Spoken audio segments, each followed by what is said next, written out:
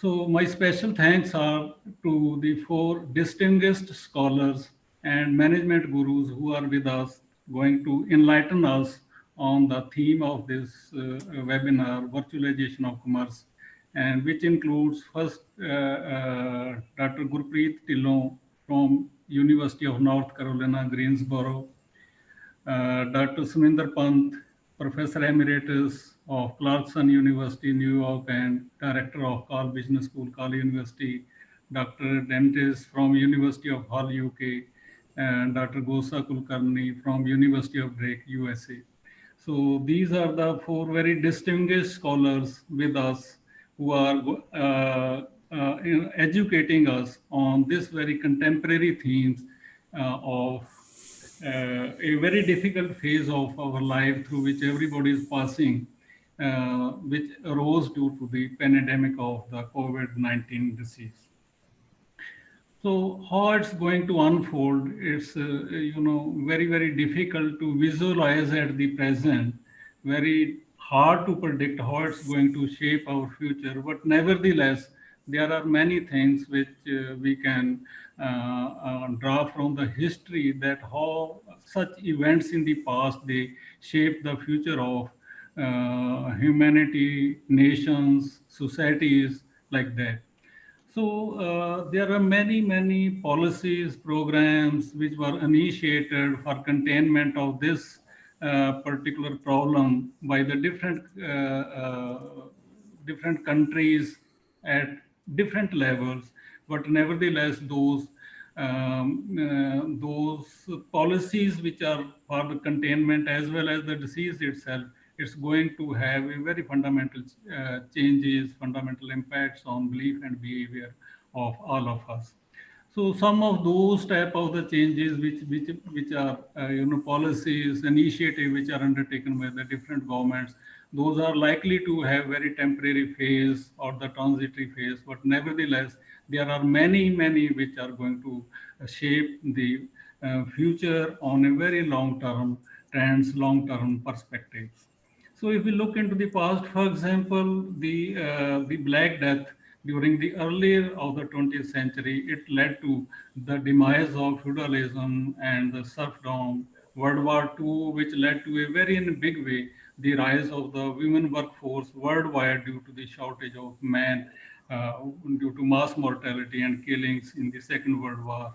And even 9 by 11, if we look at the 9 by 11, then it reshaped whole of the transport and the security policies worldwide, and personal privacy at the airports and other places, that led to the prevailed on the security of the individuals.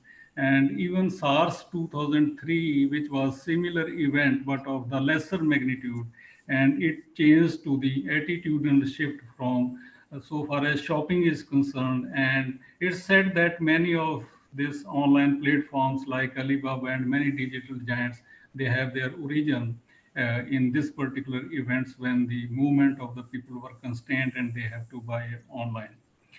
So the world already experiencing, and many countries already initiating many of those policies which have a very nationalistic outlook and nationalistic tendencies, and a greater decoupling of the international dependence and weakening of the multilateralism, which actually took a very strong shape in post 1990s, and with emergence of World Trade Organization. Those things are no would be different after this epidemic. This is generally thought. Similarly, many of the policies which the different country government are taking so far as the trade and the trade disputes are concerned, border controls, healthcare policies, foreign affairs, employment, social welfare, which were undertaken to containment of the impact of this COVID on the laid of the workers worldwide, and remote working, digital collaboration, workplace hygiene, working from home, shopping from home, and these are many type of the initiatives, policies which are undertaken by the different national government, which are going to affect the human behavior, human attitude, as well as the policies and program in the future.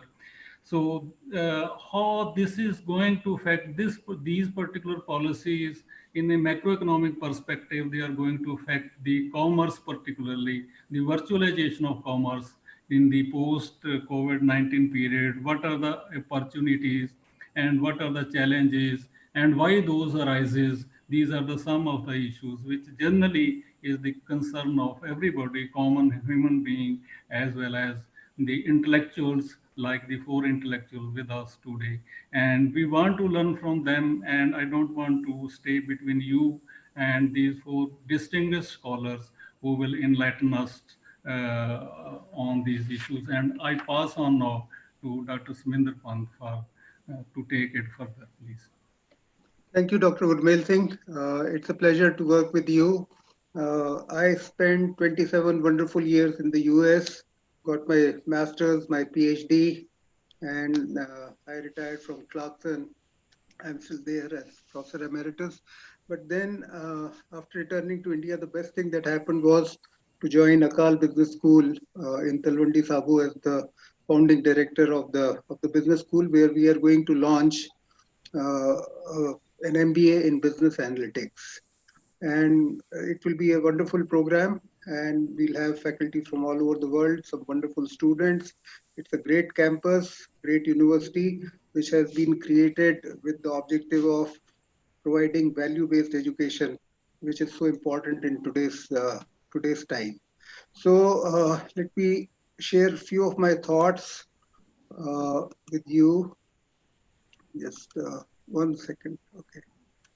So when we talk about virtualization of commerce, okay, but before we go there, I think right now we can all agree that we are living in a house of horrors.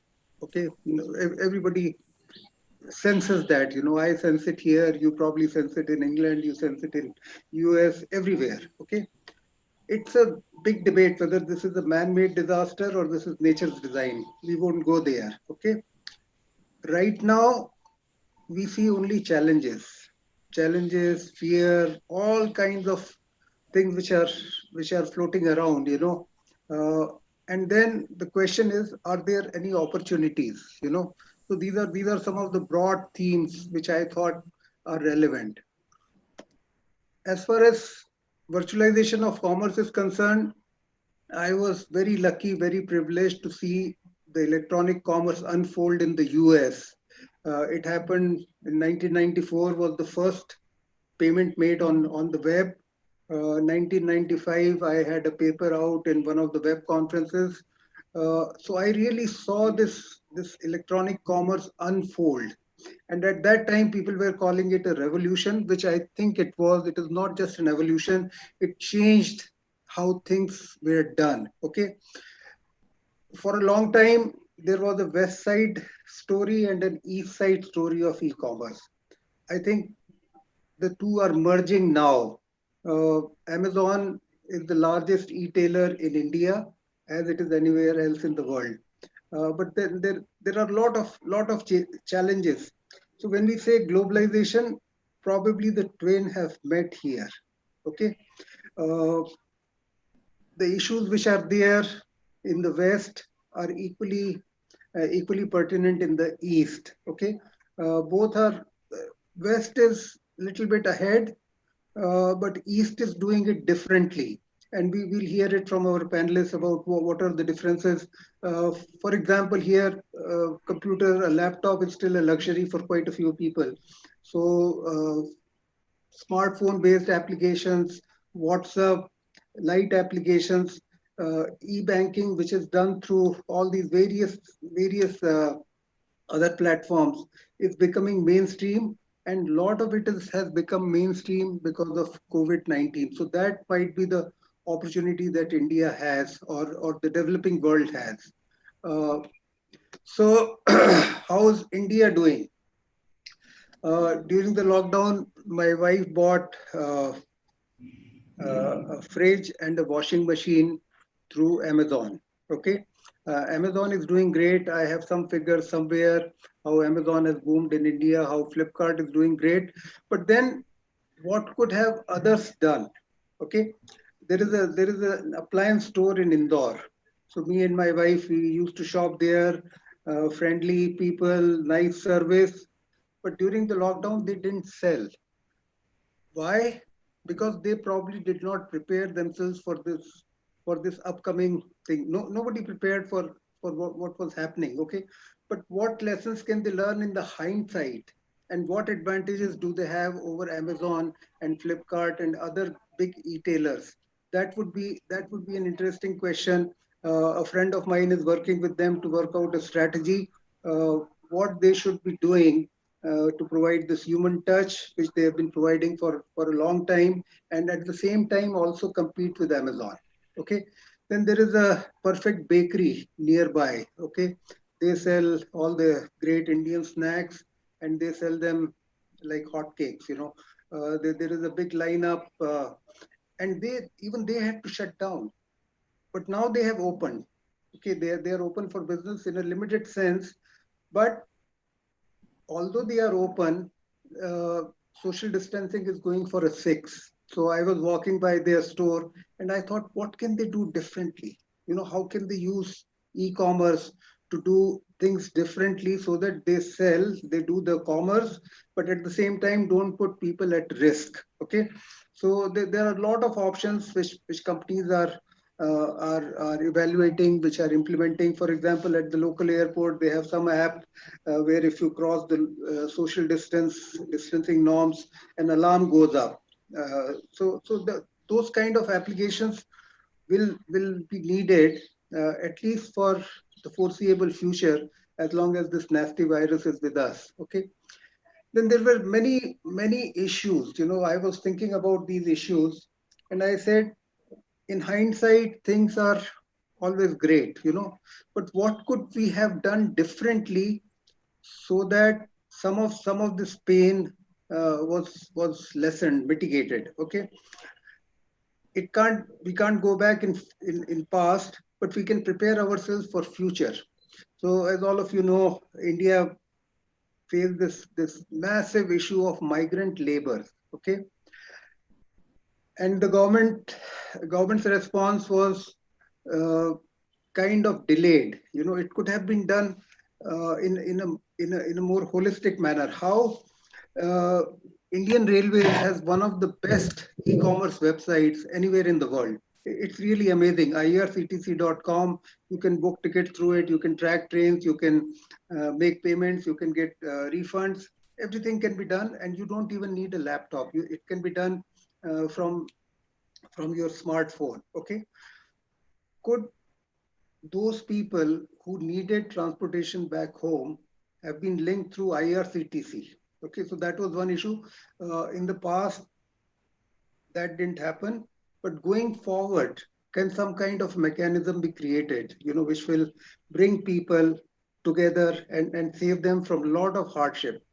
Then there is this Arogya Setu, the health portal which the government has launched. It's a great app, works on smartphones, tells you what is going on in the vicinity. Luckily for us, the nearest COVID patient is far away. But since this is a necessity, this is a life-saving thing, it probably becomes important that the platform is made accessible to everybody. I mean, could the government have given away free smartphones, okay, after this app was launched? Okay, right now the domestic work that we have, she doesn't have this app. This is a lifesaver. So in a way, what is happening in India is, and I can talk more about India because right now, when the crisis started, I have remained here. It's like we have the technology, we have the human power, we have uh, great people who can create all these apps. So it's like water is everywhere, but many people don't have a drop to drink. So this is something at the policy level which people need to pay attention to, that take e-commerce to the next level where it becomes a lifesaver, and that lifesaver is made available to people as any, and in my opinion, that should be a state responsibility, not a private sector responsibility. So this is, and the nobody was prepared for this pandemic. Let's get that straight. Whether developed countries, developing countries, everywhere people failed, and in some countries people succeeded. Okay, so what lessons can we learn from where things work better, and how can technology be used in future, okay, to address some of these issues? uh, when we talk about e-commerce, one issue which I have had during my years in US and my research is that basically we are apes. These are two of my favorite slides. On the one side of the screen, you see the Indian cricket team huddling. On the other side of the screen, you see apes huddling. So what Desmond Morris says that we are nothing but naked apes. Okay, and the next slide is even more telling. You know, this is how humans console each other, and this is how apes console each other.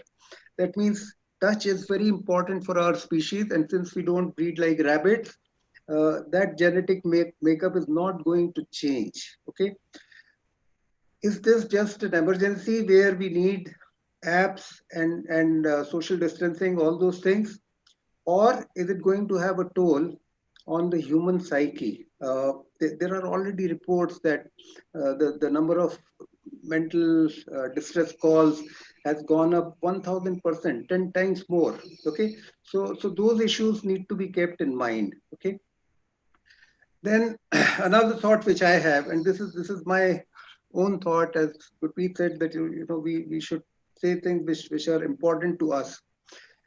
Will v-commerce or e-commerce lead to what I call Walmartization of societies? That means cheap goods are available in plenty and consumerism becomes rampant. Okay, it at one level it raises the standard of living of people, no doubt. I bought a $300 bike in 1997. The same 21 speed bike is now available for $100. Okay, so but at what cost? Okay, at what cost? So if you look at the ecological cost, where where do we draw the balance? And if you look at COVID-19 crisis, it's an ecological crisis basically. You know, humans encroaching on natural habitats of animals, humans encroaching on uh, and not living in harmony with the biosphere. This is a big issue, and I don't think there is an easy answer, but somewhere we have to keep this question in mind. What is it that we are gaining and what is it that we are losing? Okay. If you look at the current crisis, we are not only losing a lot, we have already lost a lot. Okay. If you look at the history of what the response, the global response to COVID-19, some countries did much better than other countries. Okay. So are our leaders messed up, or are we messed up to elect those leaders who are not leading? Okay. Will there be any change? If you look at baby boomers versus Gen X, Gen Y, Gen Z, they are thinking differently. I interact with them. I attend a yoga class. I interact with young folks there. I teach. I interact with students at Akal University. There is something there, okay, which is probably different than what has been the current thinking, that economic growth, standard of living. So my question is there hope? One dire prediction is that if we don't learn to live in peace and harmony with our biosphere, bio uh, diversity, we are doomed for extinction. So internet in a way has increased consumption. Okay, so the question that comes to my mind is, can social media save the world? Okay, this young generation, what they are doing, the way they are active, the way they are doing things differently than maybe my generation. I am on social media, but not a whole lot. So these are some of the questions which I thought will be pertinent to open up as our panel discussion goes forward. Thanks for listening to me. And now I pass on the the charge to Gosha from Drake University. I think she has worked in e-commerce in the past, and now she is a faculty, so she has experience from both the sides of the aisle. Thanks for listening.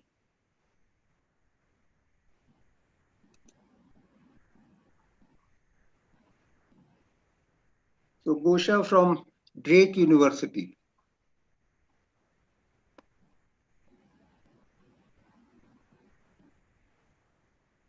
Hello.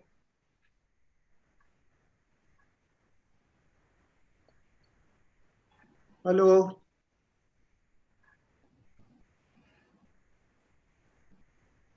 All right, thank you. Let me share my screen. I have a slide prepared. I just wanted to say a few words on the virtualization of commerce, both from the perspective of the consumers and from the perspective of the business. So a few things have already been mentioned. Clearly, in the past few months, we have witnessed quite substantial changes to buying behavior, to consumer behavior in general, but buying behavior especially.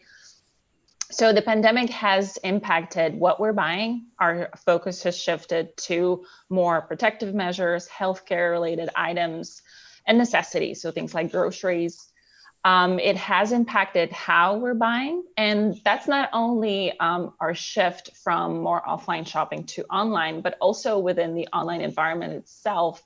There has been a rise in more widespread availability of different types of formats of online shopping. So we don't just order online with delivery, but we can have contactless delivery with online order. We can have online order with curbside pickup. So there has also been a rise of omni-channels within the online environment. And of course, the pandemic has affected our way of working and living. So many of us have been working from home and somewhat living from home. There's a concept that many of us are speaking about of life from home now. So we're just keeping in touch with friends using social media.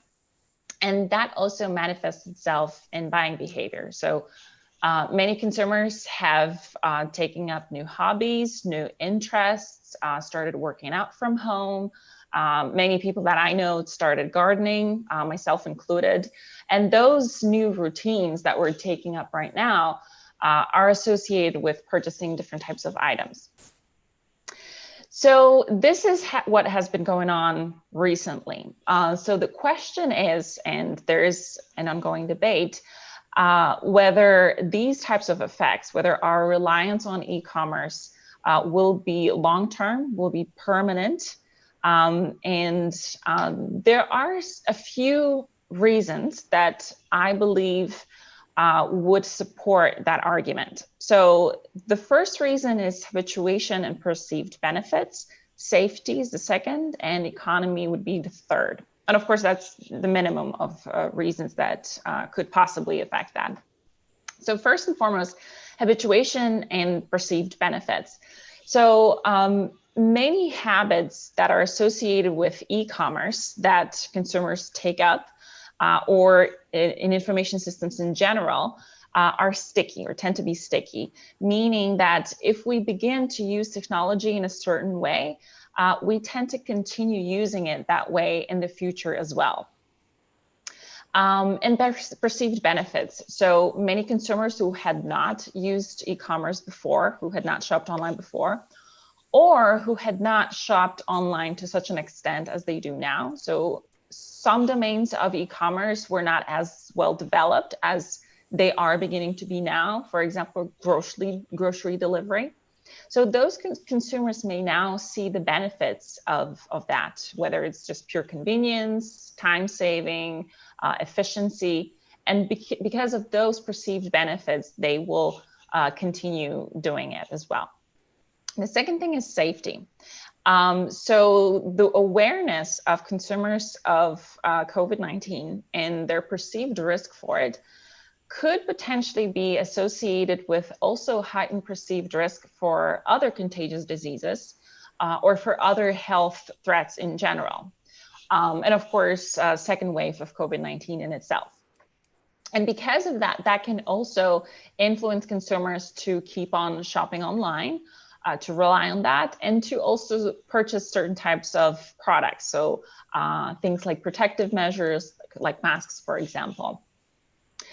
Going forward, this could also have an effect on consumers' health focus in general. Consumers may become more health conscious and health focused, and they may have increased concerns for product safety. And that's not just health related items, but also just products in general. And last but not least, the last reason here that I wanted to mention is the economy. So COVID-19 has impacted many different elements within our lives. Economy is one of them. So depending on how the economy moves on forward, whether we will be experiencing further recession or not, depending on that, consumer shopping behavior will adjust as well. And that's purely for related to aspects like our spending capacity and our interest and demands for certain types of products. And so certain industries may suffer as well. So really, in my opinion, it's not a question of whether these effects on e-commerce are long-term, but really to what extent they will be this way. And so, for example, whether these effects will be the same for different types of products, for different domains of e-commerce, just as I mentioned, whether they will be the same for different countries. So conceivably, some countries who have lower adoption or who had lower adoption of mobile payments before the epidemic started, they could now witness a relatively greater growth of the usage of those technologies from countries who already had widespread usage of them. And of course, at some point, consumers may simply miss going back to offline shopping. So the question is whether there will be a plateau of the growth of e-commerce and our reliance on it, and whether this growth will balance itself out with offline shopping at some point in time. So one aspect that I wanted to mention that could possibly affect the extent of our reliance on e-commerce, and specifically the habituation that we are experiencing right now, is the duration of the pandemic. So right now we're living in very uncertain times. We don't know when the pandemic is going to be over. In some countries, there is a very low number of cases, such as Australia. In the US, we are reopening states, although cases are rising. So we don't really know when the pandemic is going to be over and how this will look like for different countries. We don't know when the vaccine is going to be available. So it is also possible that the longer the pandemic continues, the stronger the habituation that we are experiencing is going to be. So that could affect potentially the extent of our reliance on e-commerce. So that's from the consumer perspective. From the business perspective, the pandemic definitely has showed the importance of dynamic capabilities of companies. So the ability of any company to be adaptable, to be responsive to an uncertain environment, and to be able to respond to any types of events that can happen. Some companies have done better. Others have not done as well, have not been as effective. Just as a personal anecdote, right in the beginning of the pandemic, I was trying to order groceries for my parents in Poland. And even though there are many stores available, and everything, theoretically, you can order anything. Either the delivery was a couple of months ahead, or they simply, the company simply did not deliver to where my parents live, and they live in the suburbs of a city. So those dynamic capabilities definitely have been revealed as crucial here. And there are a few things just as long-term considerations from a business side that I have listed. So first and foremost, I don't think that it's really for business about focusing entirely on e-commerce, but more so embracing it if they have not done so already, and to an extent that they are able to respond to any possible fluctuations which can still happen in consumer behavior or in the market in general. in the foreseeable future.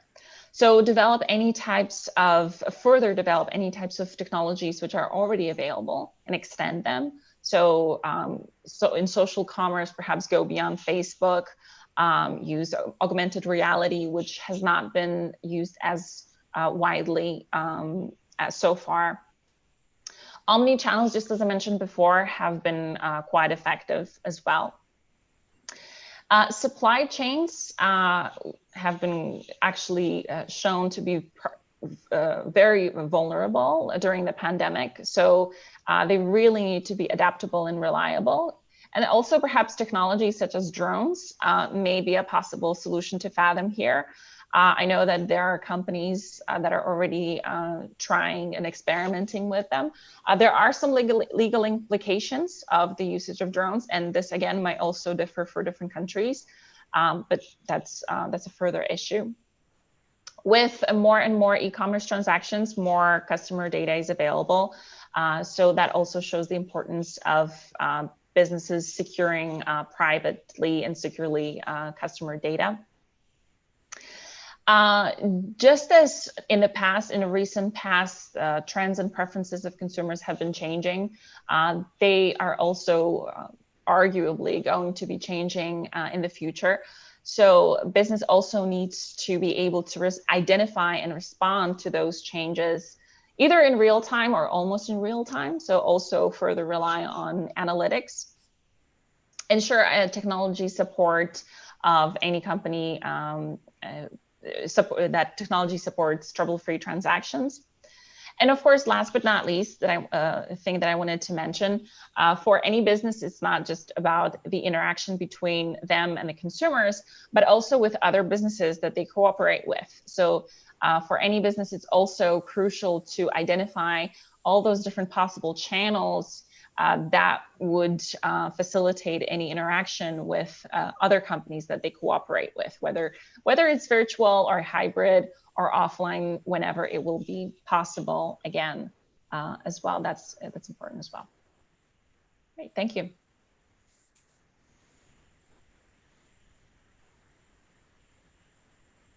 Thanks, Usha. Interesting thoughts, and I'm sure our audience will have some questions for you. So next, let me request Dionysus to express his thoughts. If you look at his background, where is your background? I thought you were sitting in Golden Temple, Amritsar. Can you show your background? Exactly. This is Gerpreet's suggestion. I had something else before that, but I should just have the flag of India. Yeah, he's actually sitting in UK, but nice background. Thank you. So first of all, what a wonderful initiative this is, and thanks to both Gerpreet and Akal Business School to organize this. There are many similar thoughts that I have with the previous speakers, but what I would like to do in my 10 minutes or so is to basically take a stab at the future. And I was going to call it blue sky thinking, but then it was a little bit bleak for some in the business world. So I've gone in between a blue/dark sky thinking of this post-COVID era. So one of the things I wanted to mention is that this COVID situation that we've all been experiencing should not really be thought of as an event, because events have a very unique set of circumstances around them, and then they lead to decisions. We've got models for them. We can simulate, perhaps, if we're optimistic enough on what's going to happen. But this is more of a singularity, at least in our generation.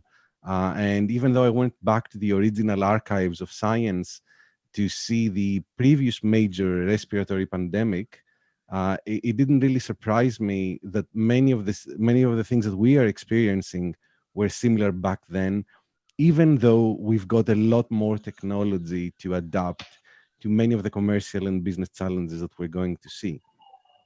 Now, I would like to point out that COVID is basically a unnatural thing.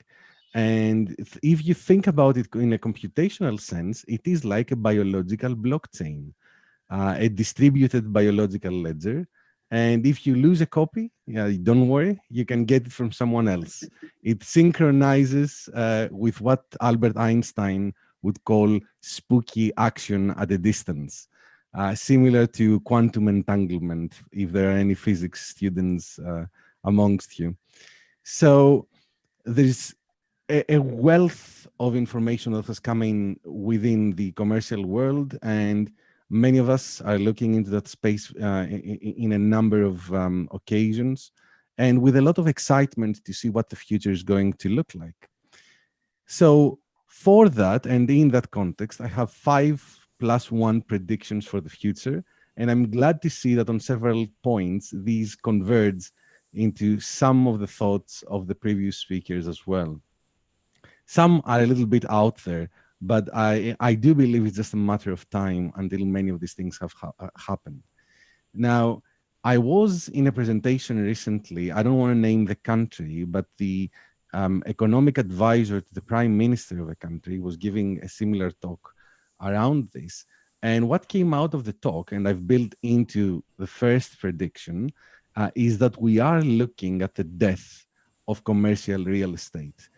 This event is a singularity like no other. In the United Kingdom, at least, there are many chief executive officers that are looking to not renew their lease in commercial real estates. Many businesses have absolutely no intention of going back to their offices. And surprisingly, at the consent of their employees as well, who have found a new life in between the different ways of expressing themselves.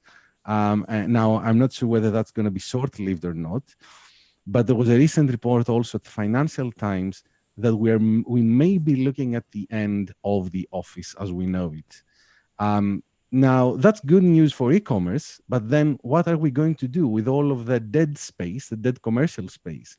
How is it going to be repurposed? Is it just going to be space for servers and so on? Or is it going to be brought down for parks? Or is it going to be a hot desk that you're going to rent out to startups? And we're going to have a distributed startup space across what used to be a previous relic physical space of traditional businesses. But I would like to ask, has the unavoidable been accelerated here? Is the physical versus digital space an interesting dynamic that we're looking into here? So I'm not sure how these things are playing out, but the end of the office for many businesses is a current reality, at least in the United Kingdom, based on the data that is coming in. Now, the other point I would like to make is that what we are going to be seeing, and this is prediction number 2, is that we're going to have this broadening of digital assets. And in mathematics, we have this function, which is known as the delta function. And I'm using this as a metaphor here, really, as a metaphor for a singularity event.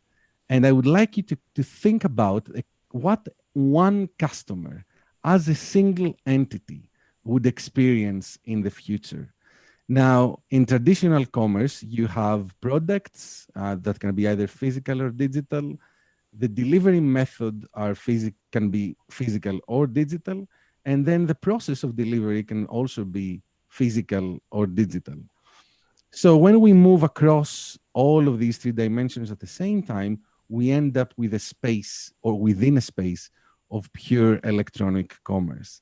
And this is basically the trend that all businesses that are sitting comfortably or have been sitting comfortably in this traditional commercial space are going to be experiencing is a pull, a forceful pull into this darker blue space where they'll have to reinvent themselves on the grounds of pure electronic commerce.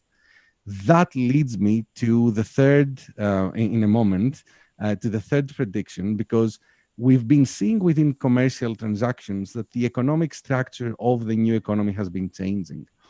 So when you have traditional assets, businesses fight for the popularity of these products. You go into a retail shop and they tend to keep the most popular products. And then when a product ceases to be unpopular, they just have to take it out because it costs physical space and they're renting that valuable space.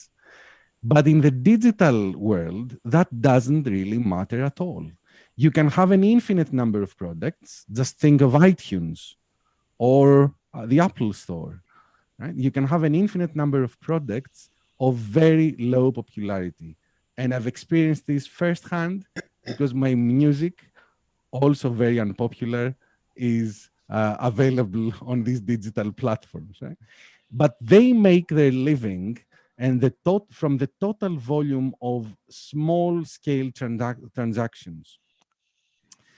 Music is one example. As the traditional music industry was dissipating, the digital sales from iTunes and other platforms have been accelerating. But there is a new player in town in terms of technology, and it has been rising slowly but steadily with some very exciting applications.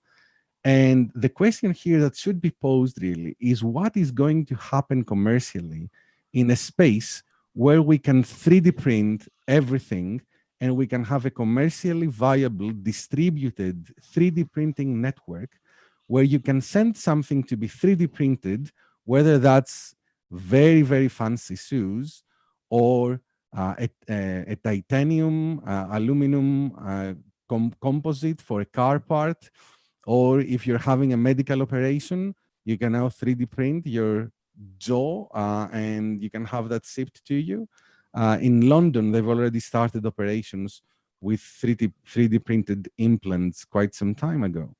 So we have this slow rise of 3D printing, and these products will be made available in distributed networks if, unless of course we have individual 3D printers at home and in our garages, and then you can print your own part and your own product.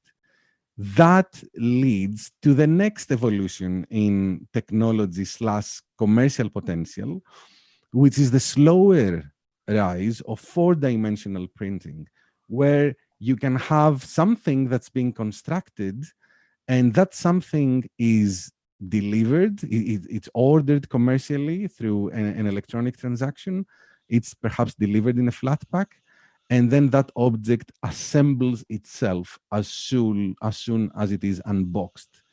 And here's an example of a dress that is being compressed through a simulation in a 3D printer that has this material. It's a special material that unfolds in time. So we're looking to the future to have shape-shifting products through e-commerce channels that will lead traditional businesses that manufacture in traditional ways to develop these products in a very, very different way. And this will lead to what I've called here the progressive digitalization of physical materials. So the real question for the commercial future is if and when, is there anything that cannot be digitalized? Now that you can 3D print a home, you can 4D print in the near future a dress, and it will be shipped to you through your letterbox, and then it will unfold as a structure. So there are very many interesting applications that are going to come from crises like these that are going to be accelerated. And the fifth one, which I think is going to be a big one in relation to the singularity concept that I've mentioned before, is this rethinking of the virtual reality commercial experience.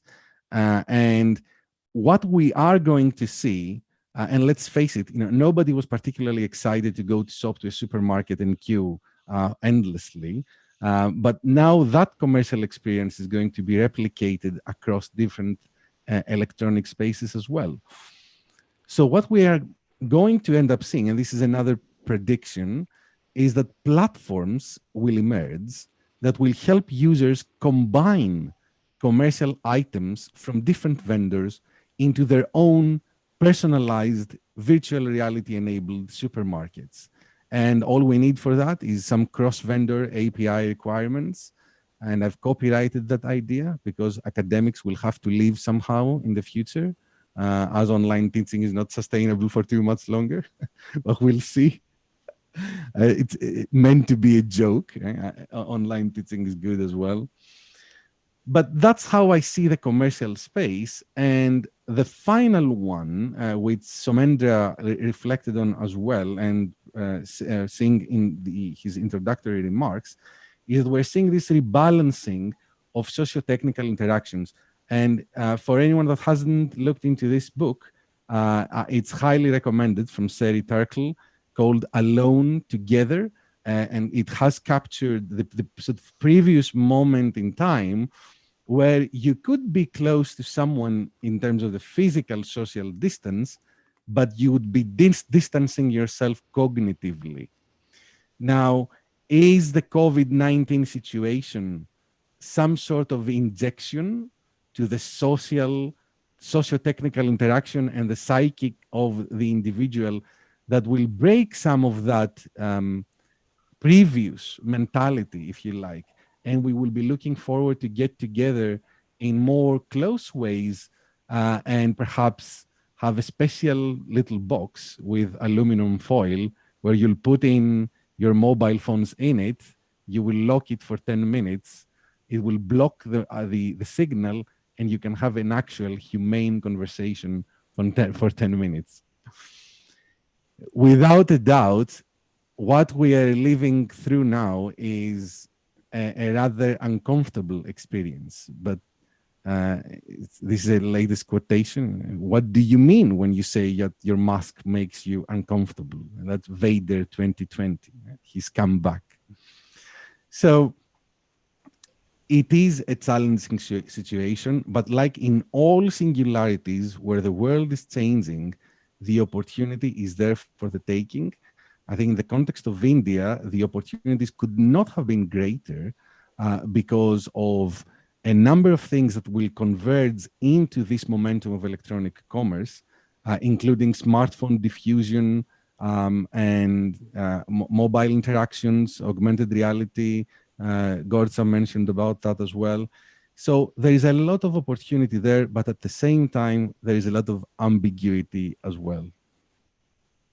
And with that, I'd like to thank you for your attention and pass over to Gerrit.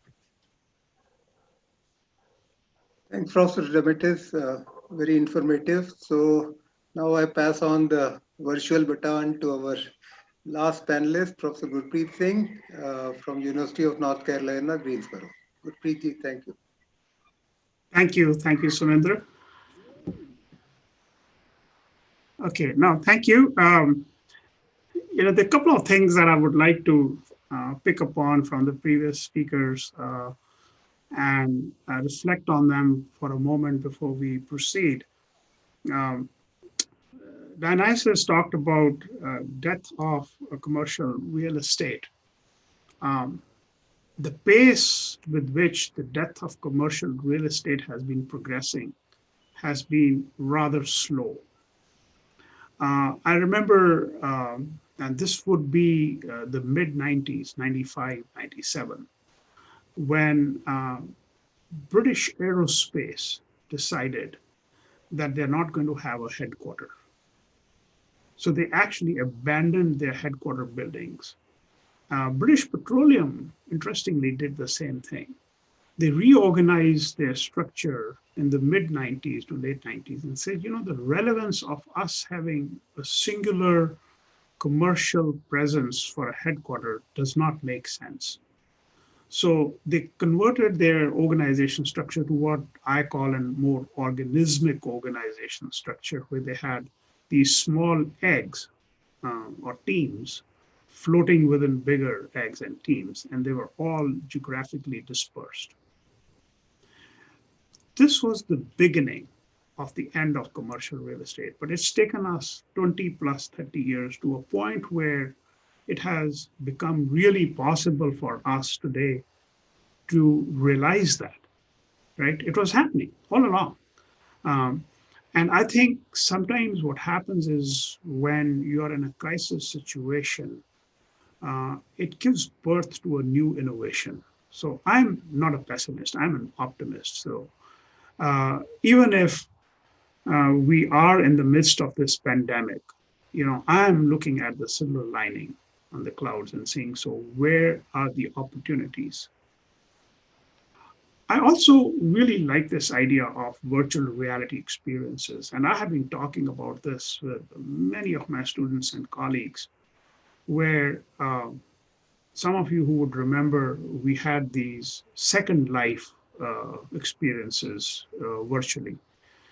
And this was about 10 or 15 years ago when we were trying to figure out how can we bring Second Life experiences into the classroom. So which was really a virtual reality tour to see and live in a different lifetime and experience things as we go along. Right now, we are seeing the beginning of that. I don't think the technology is mature enough for us to give a real virtual life experience of the kind that Danasis is talking about. But we'll get there. But you are suddenly seeing the beginnings of it now. Already we have applications, mobile phone-based applications, which are aggregator applications. I call them aggregator because they are, and some of them are thematic based, where you say, okay, I want Greek food or I want Indian food or Indian groceries. So they will bring together different suppliers from these channels and provide you one platform on basis of which you can go and do your purchases. Now that is, I would say, ground zero of the next phase of virtualization, where you're going to see a real virtual experience. And I think it's happening, it's coming. It's not in the distant future. If I were to predict, I'm talking about next 3 to 5 years, it's going to be there. And what Kosha mentioned about habitualization. So the longer we are in this, the more of a habit we will have to live in this kind of a situation. The earliest estimates of a vaccine coming out for mass distribution are middle of next year. That's a long period of time for a human race to sit indoors and form a habit of sorts. So it's very, very interesting. Now, what you see, however, is, and I want to reflect on this, is, and I think this is thematically very similar to what the other panelists were talking about, that we are in the midst of the best of the times and the worst of the times. And I'm blatantly plagiarizing this from The Tale of Two Cities. What this really highlights is the conflict that we have between family and love, hatred and oppression, good and evil, light and darkness, wisdom and folly. I think these are all very interesting. And what we have seen right now, and what's happened in the US in the very recent past with the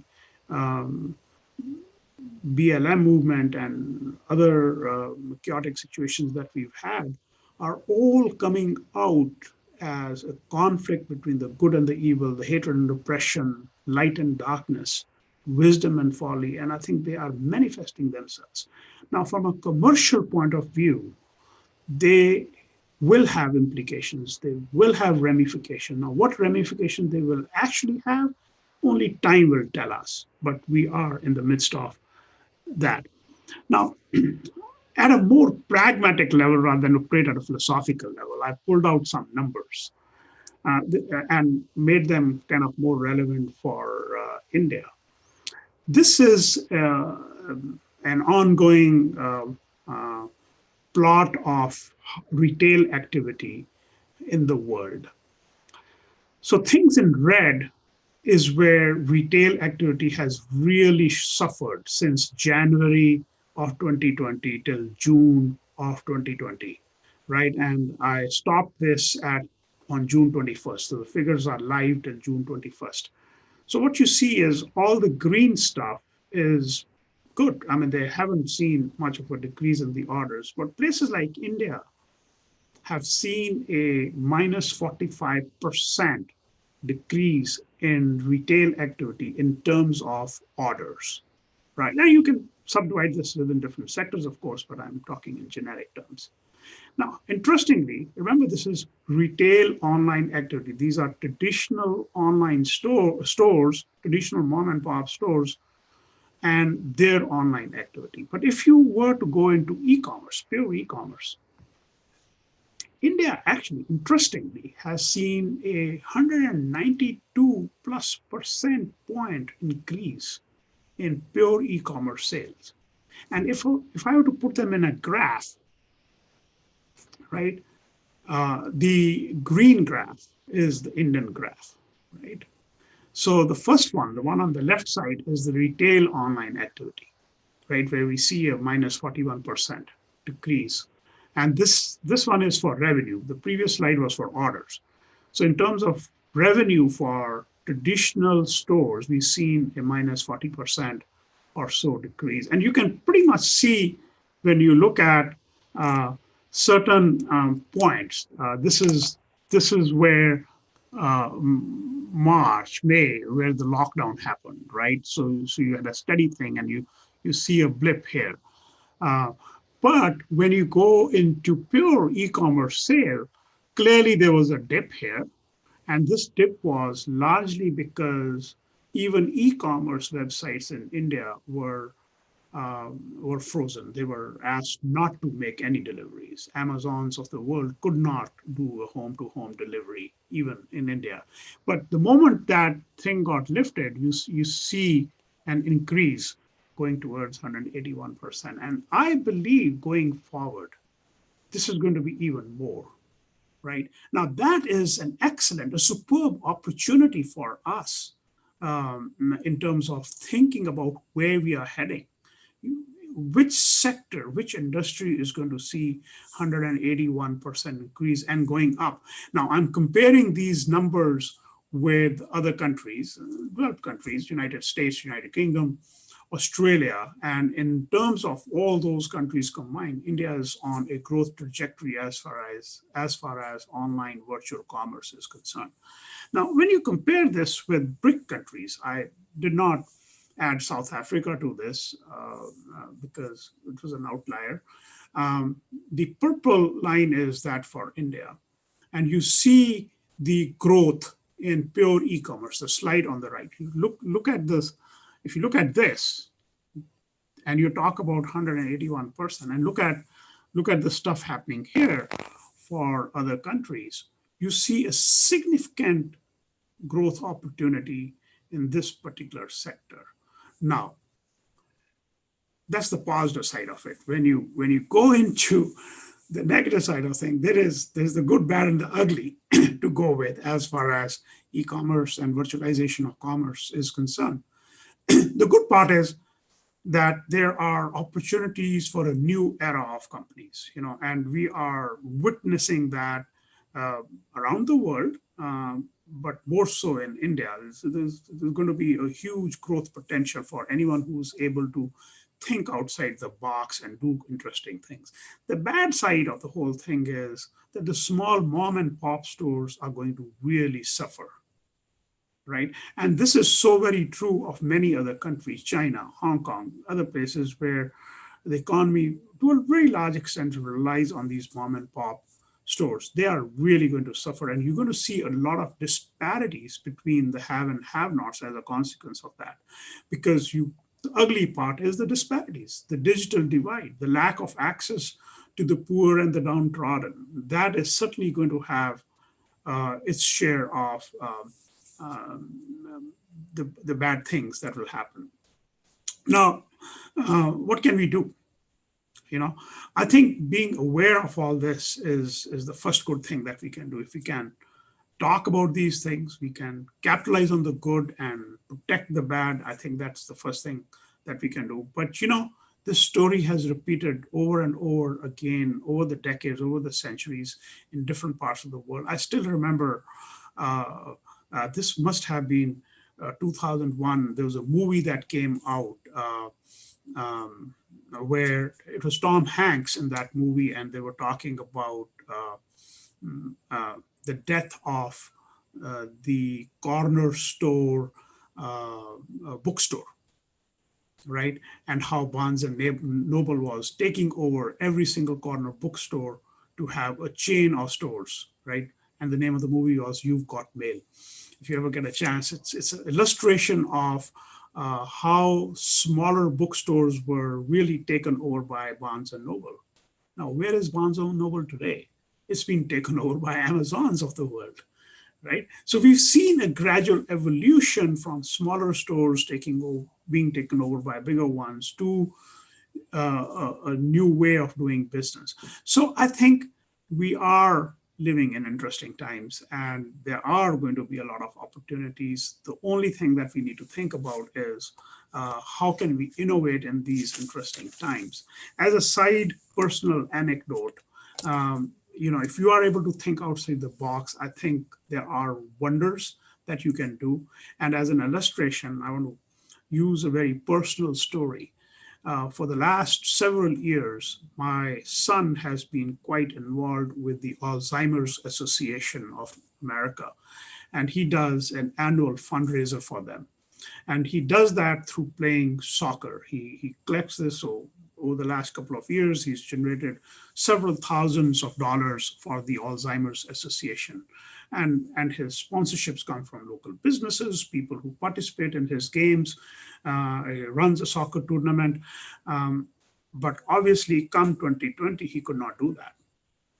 So what this kid did was, and he's an adult now, no longer a kid, almost 19 years old. What he did was took his fundraising activities online. Right? He says, okay, if I can't play soccer, I can certainly play video games. Right? So he started creating these teams, and he's launched his Instagram account just 3 or 4 months ago. And within the first week, he had 1,500 followers. And in the first week of his running his tournaments, he generated $1,500 in the first week. Right? And he does it every 2 weeks, and the donations are coming in. All the money, of course, goes to the Alzheimer's Association. This is a great example of, and I use this all the time, this is a great example of looking at the silver lining in the cloud and actually doing something more innovatively, which you could not have done previously or were not even prepared to do it previously. Right. With that, I'm open for questions, Q&As, and discussions. Back to you, Samendra. Thank you, Gurpreet. Before we take up questions, here is some of you had wondered, if you can get a certificate of participation. Sure. So I'll share my email ID here. Share it with everyone. 1 second. It's very simple. My first name, last name, one word at gmail.com. And if you send me an email, I'll be happy to send you a certificate of participation. Okay, so yeah, I just posted it there. We have some excellent questions here on chat. So within the constraints of time, there are 2 questions which I thought are very pertinent. Number 1, how do we ensure the quality of products in e-commerce? This has been a common problem. And second question is online frauds. So we have online frauds expert here, Professor Gurpreet, and our e-commerce expert. So those 2 questions, and let's see if we have time for more. Thank you. Danasis, you want to take a dig at the first one? Well, I was gonna say, and I had put it in my notes, and I forgot to mention it actually, that one of the biggest problems is going to be fraud, and in the context of e-commerce, a very, very specific type of fraud, which is known as friendly fraud or return fraud. And this has been going on for quite some time in the United States with Amazon as well. And it is a big problem that people are going to be receiving goods and they can fabricate addresses, they can missign them, they can say that they've received them and they're faulty. And many vendors will It actually costs more to return the goods than to actually ship another product. So a lot of companies, Amazon included, has lost good money on this type of fraud. And even though they are going to be imposing, they've tried to do their best on it, this is something that will be carrying on and on and on. So that's on the fraud end, but of course there is a lot more to this, including cyber-enabled frauds, account takeovers. So having entire Amazon accounts being taken over completely and then manipulating those, or exploiting the results of cyber attacks and getting credit cards online and then engage in e-commercial transactions through credit cards that have been collected from the dark web that are available en masse. So anyway, that's my brief comment, but I'll pass over to Gurpreet for the first one as well. I think I think that's a real challenge that we have. I mean, only recently, just about 6 months ago, before the COVID crisis came in, we discovered that almost 500,000, 500,000 Indian credit cards got missing and were available on the dark web. Now, typically, what happens in this industry is that there is a corresponding breach that takes place, perhaps some kind of an identity theft, which might have taken place 6 months before or a year before. And then a time period later, those cards become available and you have credit card fraud that takes place. Now, how do we correlate these singular events is a challenge that we are all facing right now. Now, in the US, we have something called the credit rating agencies, and one of the credit rating agencies was hacked last year, and they lost all their identifying information, which included social security numbers, addresses, personally identifying information, credit card details, for almost 75% of the US citizens. When they started investigating, when the FBI started investigating, they found that there was a state actor, China, that was involved behind this act. And this was actually not considered an identity theft, it was considered a espionage attack, cyber espionage. And when we started talking with the experts who were doing this, these are the kind of frauds which lead to compromises downstream, right? A similar thing happened with Visa. A few years ago, Visa networks they had a denial of service attack, which essentially meant if you were going to process your Visa credit card, that card would not go through. But what people did not realize was that a year earlier, hundreds and thousands of Visa cards were stolen, and the perpetrators waited for a time when they bombarded the Visa networks, brought them down to their knees, and then the fraud was propagated. So these things are there. And as we speak, there are a lot of initiatives in place, a lot of research funding in place to kind of counter these threats. But it's a battle that we are constantly fighting. Bottom line in this whole aspect is of trust. How does a consumer trust a vendor, right? So in the earlier, and Sumendra would probably remember this, in the earlier years of e-commerce, we were even afraid to go to websites like Expedia's of the world to make any purchases because we just didn't know who these people were. Right? Then around came a trusting mechanism, and these are called web assurance seals, right? You had trustee and all that stuff. So these web assurance seals were a mechanism to establish trust between the consumer and the vendor, that this vendor is legitimate, we have vetted this person, they are okay, and hence your transaction is going to be okay. So, I mean, those mechanisms are still evolving, and I think they will have an impact as we go along. End of the day, it is also about what information you as a consumer is going to disclose. how willing are you to disclose certain kinds of information? And this is some work that Gosha has been doing. So Gosha, do you want to jump in and talk about that aspect? She's muted.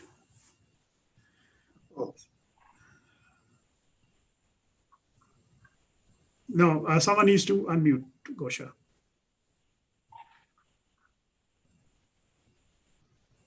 She's muted. Pradeep, can you? Thank you. Yeah. Thank you. Sorry, I'm unable to unmute myself. That's why. Sorry. Go ahead. Yes, I think a few things really important in just establishing trust. One thing is reviews. The very first thing that consumers look at whenever they are purchasing online, whether it's from a well-established brand, one that they already know, or it's a completely new company that they're purchasing for the first time from, are reviews. So they look at what the reviews say, how many reviews there are. So that's definitely one thing that any company could have somewhat of a control of by simply supplying different types of products and services, and therefore influencing the reviews that consumers look at. Another thing is having and establishing brand loyalty and good customer experience. So one thing that I've been reading about is there will be more emphasis on subscription services, and having an experience by the consumer provided by a company to them. So having that loyalty, having that one-on-one relationship between a brand and a customer is something that any business can also have control over. And also that's one thing that customers would be looking at. okay, thank you, Gosha. Here is one more question, and I'll from Mr. Chahal, Matwal Chahal. He says that economic advisors are saying that there is a possible So, what will you see post-COVID? Will it be more of protectionism or more open globalization? You know, we have been going through this. We were on this happy ride towards globalization, and now there is only thing global is the virus.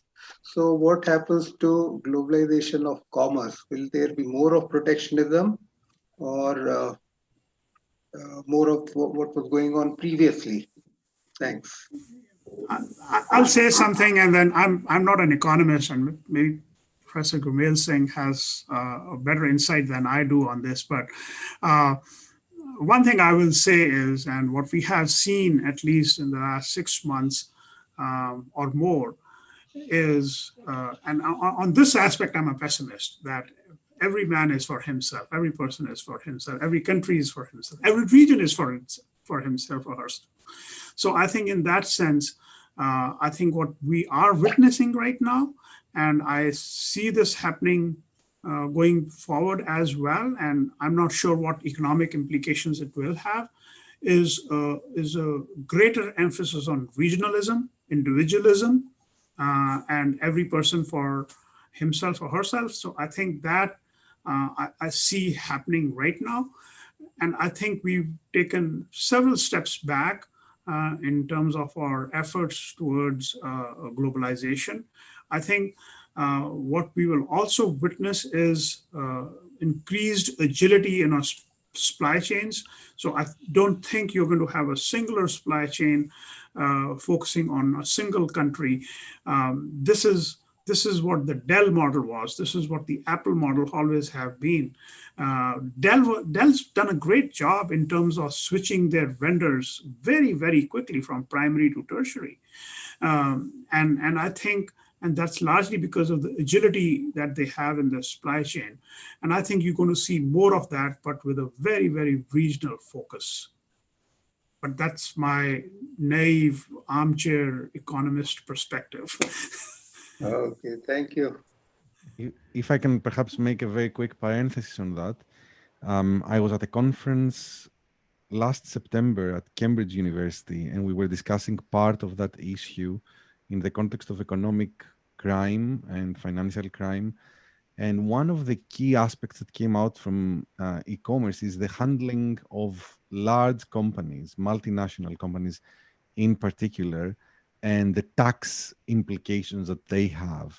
So, of course, when you have a single entity in one jurisdiction, then it's easier to tax. But what happens in the taxation of digital assets, where you can digitalize intellectual property and move it across jurisdictions very quickly, and then attribute it to another area that has a far more favorable tax basis.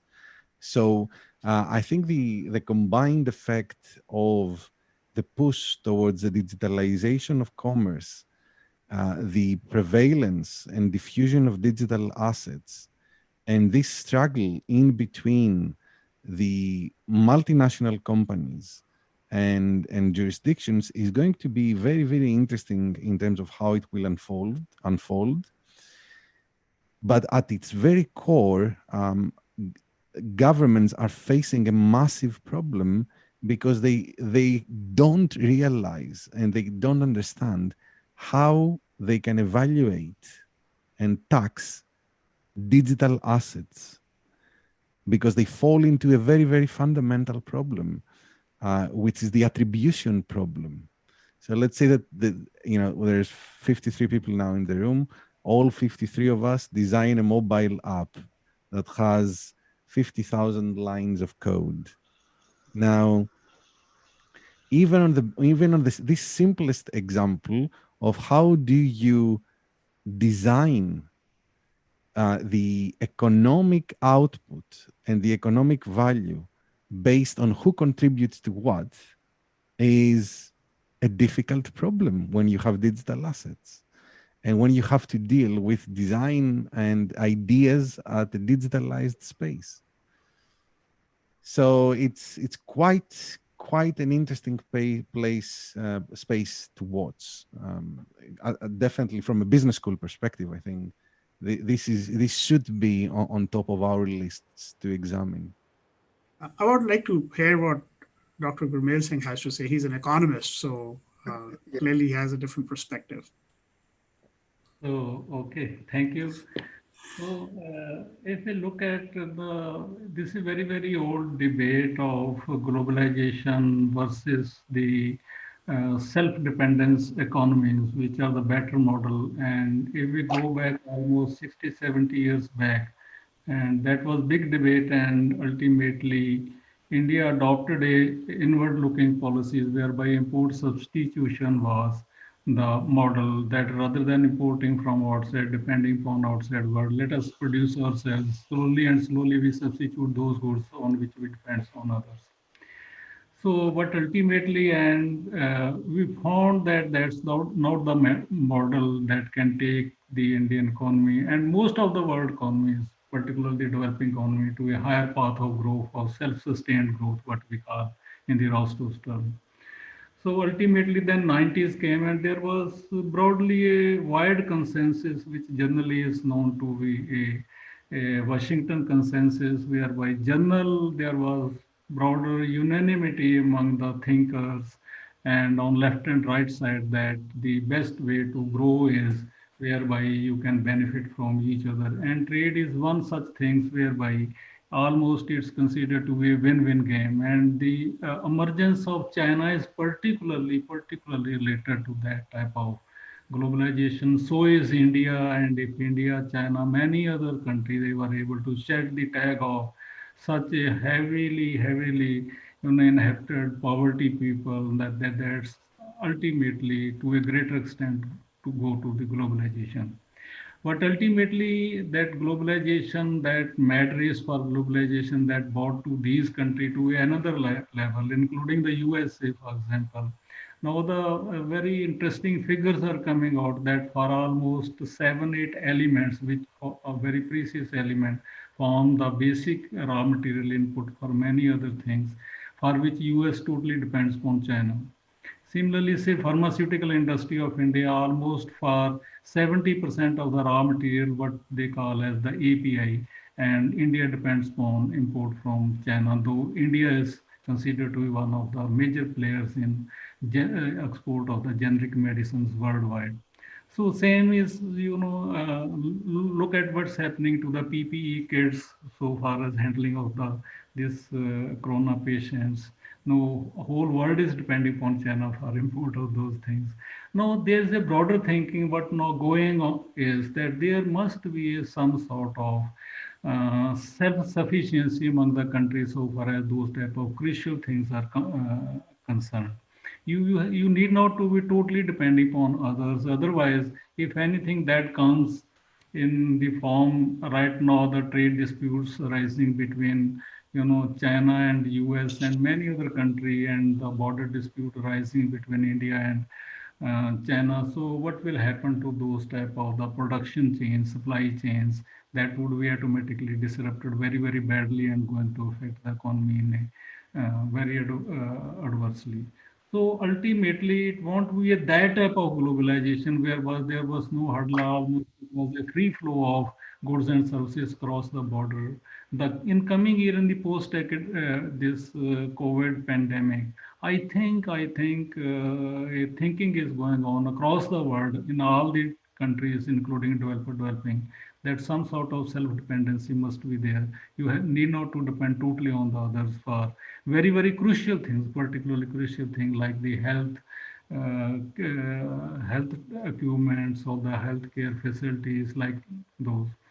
So, whereas the globalization, there's no way out of globalization. Globalization in the sense of whereby you are depending on others for almost everything, technology, raw materials, for many other things, you have to depend on others.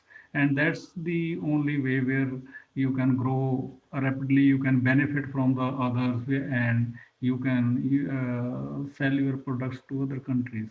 Otherwise, in an isolated environment, there is a very, very limited opportunity for any country to grow. And I think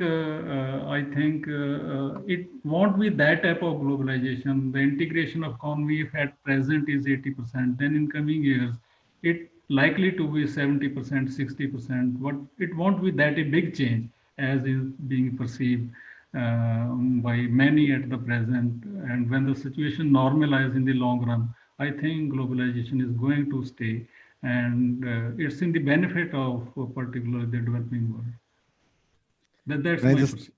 can I just make a very quick comment that I thought that was a wonderful reflection from Professor Singh, and the last aspect on the raw materials was also very interesting, because I think that becomes interconnected with what technologies are going to be affected from this. So 3D printing is a good example, because if you have a 3D printed network around you, then the real economic value becomes the raw materials, whether that's plastic or titanium, or whether it's some biological material or chemical materials that can be recombined within the 3D printer. So the digital asset then becomes the algorithm or the instruction of how to manufacture something. And I think the concentration of the economic value in that sense becomes more interesting in the case of raw materials. Thank you. Any other thoughts on this aspect, or can we move on to the next question? I think we Yeah, have time. I think we have a few minutes, maybe it's 10, maybe about 5 minutes or so. Yeah. Last question probably strikes us home, closest to all of us. What is the future of education? Post-COVID, will we still have jobs? Will there be universities? What kind of universities will we have? What will be the future of education? So let's focus only on higher education. School education is a different ball game altogether. Thank you. Well, let me start, and then I open up for everybody else. Matter of fact, Gosha and I were talking about something similar yesterday itself. So I strongly believe that there are a lot of inefficiencies in the education system, particularly in the US. And I think what COVID-19 has done is a kind of a self-reflection for many education institutions to figure out where those inefficiencies were and get rid of them. Uh, Online education has been one aspect which has been really looked down upon in all these years, even in the US, although we were operating in the online mode for a while. Now, my university, for example, and the business school in particular, for example, in the pre-COVID era, what we felt was that many of our students, even at the undergraduate level, preferred an online completion option because they go out into the industry, they get a job, and many of them are first generation students. And so having an online completion option was important. So we slowly started converting many of our courses online, which if they're not completely online, at least one section was made available, which was online. As a result, in the pre-COVID era, 45% of all our offerings were online. Now, in the reconfiguration that we have done in order to reopen in August, while we do have face-to-face classes, but we were doing the calculation the other day, 75% of our classes are going to be online. So only about 25% are going to be face-to-face, which we have also forewarned other people that they could potentially go online. Now, with that kind of a situation, some very fundamental issues arise. If it is going to be online, if the future is going to be online, what's the relevance of having these mega structures that exist? University of North Carolina system has 17 campuses. How does it matter you are the one in the state or the other end of the state if you're going to be doing it online? What's the relevance of 17 campuses? What's the relevance of having smaller colleges, and there are many of them around the world, around the region? What's the relevance? It does not make economic sense to have all those colleges. It probably makes more sense to combine them, right? But that's a generic comment. Now, looking forward, 10 years from now or 15 years from now, I have a theory. I'm not sure if it is going to see the light of the day, but I think there is a theory that I have, which I would like to put across. In the US, the medical profession operates as follows. You have the hospitals, which are controlled by corporations, right? Hospitals do hire their own physicians, right? But many smaller practices contract with the hospitals to provide services. So if you're an orthopedic group, you will contract with the hospital that I'm going to provide, my group is going to provide orthopedic services to your hospital, right? I see, at least in the US, I see education moving in that direction, where universities are just structures which provide facilities, right? It becomes a facilities management activity. And education is provided by these groups which are contracted by the university. So there's been an ongoing debate in the US about adjunct salaries and bringing in these adjuncts. And that debate is going to go away. If I, as a security person, am in a security practice for this very specialist private organization, which contracts not just with one university, but with 10 other universities, and I am providing services to them, right? I see the education system becoming more specialized and moving in that direction. So then you're going to see a divide between two kinds of universities, one which are focused on research, right? And others which are focused on teaching. And teaching model is going to be one where you contract out these people, they're going to provide the services, and I see that to be the future, right? And not that I like it or not, that's a different matter. It's not about my personal liking, but I think that's what we are evolving towards, in my humble opinion. Open to others for their comments. Thanks, Gurpreet. I think we are at the end of our time. It has been a very, very useful discussion. I have a whole list of questions here. Sorry we couldn't take them up, but maybe in some future webinar we'll address other issues. But thanks everybody for your valuable time, for your insights, and I hope we all live through this and come out successful, optimistic, as Gurpreet said. Thank you, everybody. Thank you. Thank you. Thank you. Thank you.